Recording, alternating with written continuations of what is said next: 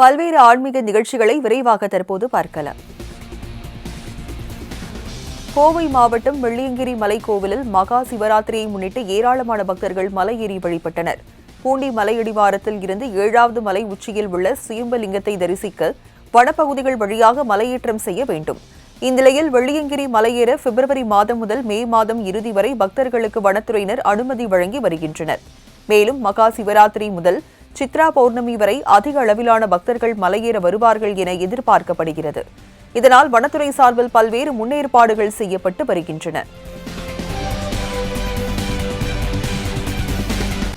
நீலகிரி மாவட்டம் கூடலூரில் உள்ள சக்தி விநாயகர் கோவிலில் திருத்தேர் ஊர்வலம் நிகழ்ச்சி நடைபெற்றது.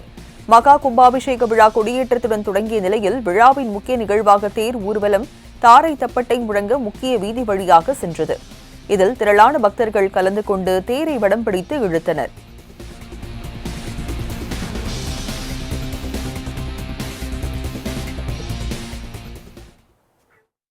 கணவன் மனைவி இடையே கருத்து வேறுபாடு, சண்டை சச்சரவுகள், பிரிவுகள் ஏற்பட்டாலும் இந்த ஆலயத்தில் வீற்றிருக்கும் எல்லையற்ற இறைவனை தரிசித்தால் போதும். கணவன் மனைவி உறவு பலப்படுத்துவதோடு இருவருக்கும் இடையே ஆயுளும் விருத்தியடையும் என்பது அசைக்க முடியாத நம்பிக்கையாக உள்ளது. அப்படிப்பட்ட ஆலய தரிசனத்தை இன்றைய சர்வம் பக்தி மையத்தில் பார்க்கலாம்.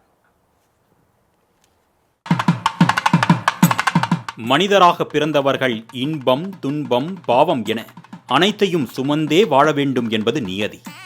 ஆனால் இறுதியில் புனித பூமியான காசிக்கு சென்று விஸ்வநாதரை தரிசனம் செய்தால் மட்டுமே புண்ணியம் பெற்று இறப்பதற்கு பின் மறுபிறவியின்றி முக்தி பெறலாம் என்பதும் இந்து மத நம்பிக்கை. ஆனால் காசிக்கு 100 தடவை சென்ற பலனை தமிழகத்தில் உள்ள சிவன் ஆலயத்திற்கு ஒரு முறை சென்றாலே அடைந்துவிடலாம் என்றால் அது பக்தர்களுக்கு கிடைத்த பாக்கியம் அல்லவா? புராணங்களாலும் வரலாறுகளும் போற்றி புகழும் இந்த கோவில் தமிழகத்தில் திருவாரூர் மாவட்டத்தில் குடவாசல் அருகே அமைந்துள்ள ஸ்ரீவாஞ்சியம் என்னும் கிராமத்தில் ஸ்ரீ வாஞ்சிநாத கோவில் என்னும் பெயரோடு சிவனுக்கு அர்ப்பணிக்கப்பட்ட ஆலயமாக எழுந்து நிற்கிறது. இத்தலத்தில் சிவபெருமான் திருவாஞ்சிநாதர் என்றும் இறைவி மங்களநாயகி என்றும் வணங்கப்பட்டு வருகின்றனர். இது சிவாலயமாக இருப்பினும் யமபயம் போக்கும் ஆலயம் என்ற பெயரோடு புகழ் பெற்று விளங்குகிறது. பிரளயம் ஏற்பட்டு பூமியில் உள்ள இடங்களெல்லாம் வெள்ளத்தில் மூழ்கிய போது மீதமிருந்த ஒரு சில பகுதிகளில் இந்த ஸ்ரீவாஞ்சியம் பகுதி அழிவில்லாமல் இருந்ததால் இறைவனும் இறைவியும் இங்கேயே தங்கி அருள் புரிந்து வருகின்றனர். ஸ்ரீவாஞ்சியத்தில் சிவனை வணங்கிய யமதர்மராஜன் உயிரை எடுக்கும் தொழில் செய்யும் தன்னை எல்லோரும் வசைப்பாடுகிறார்கள் என்று வேதனையடைந்தார். அவரின் மனவேதனையை தீர்த்து தனது ஆலயத்தில் ஒரு தனி சந்நிதி அமைத்து பக்தர்கள் இக்கோவிலுக்கு வரும்போது உன்னை வணங்கிய பின்னர்தான் என்னை வழிபாடு செய்வார்கள் என்று அருளாசி புரிந்தார் இங்குள்ள வாஞ்சிநாதர் என்னும் சிவபெருமான்.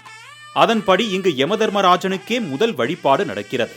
யோக நிலையில் யமன் இருப்பதால் இங்கு வந்து தரிசனம் செய்பவர்களுக்கு மரண பயம் நீங்கும் என்பது ஐதீகம்.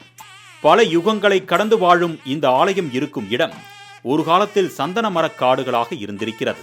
அதனால்தான் தல விருட்சம் சந்தன மரமாக உள்ளது. பாவங்களை போக்க மனிதர்கள் கங்கையில் நீராடியதால் பொலிவிழந்த கங்கை தன்னை புனிதப்படுத்தும்படி இறைவனிடம் வேண்டினாள். அதற்கு ஸ்ரீவாஞ்சியத்தில் உள்ள தீர்த்தத்தில் குளித்து உன்னை புனிதப்படுத்திக் கொள்வாய் என்று சிவபெருமான் கங்கைக்கு உத்தரவிட்டார். அதன்படி கங்கா தேவி இக்கோவிலில் உள்ள புனித நீரில் நீராடி பாவங்களை துடைத்து இங்கேயே சங்கமம் ஆகிவிட்டதாக தல புராணம் கூறுகிறது. 1000 கலைகளில் ஒரு கலையினை மட்டும் காசியில் விட்டுவிட்டு மீதி 999 அம்சங்களுடன் இங்குள்ள தீர்த்தத்தில் கங்காதேவி உறைந்திருப்பதாக ஐதீகம். அதன்படி இக்கோவிலில் உள்ள கங்கை தீர்த்தத்தில் நீராடிவிட்டு பின் யமதர்மன் சந்நிதியை தரிசித்து வாஞ்சிநாதரை வழிபட்டால் மரண பயம் நீங்கும் என்பது நீங்காது நிலைத்து வருகிறது. கருத்து வேற்றுமையால் தன்னை பிரிந்த திருமகளை மீண்டும் அடைய விஷ்ணு பகவான் தவமிருந்து சிவனருள் பெற்ற தலம் இதுவாதலால் இத்தலம் திருவாஞ்சியம் என்றழைக்கப்படுகிறது. கருத்து வேறுபாடு காரணமாக பிரிந்திருக்கும் கணவன் மனைவி இங்கு வந்து இறைவனை வழிபட்டால் ஒற்றுமை பலப்படும் என்பது நிலையான நம்பிக்கையாக இருந்து வருகிறது.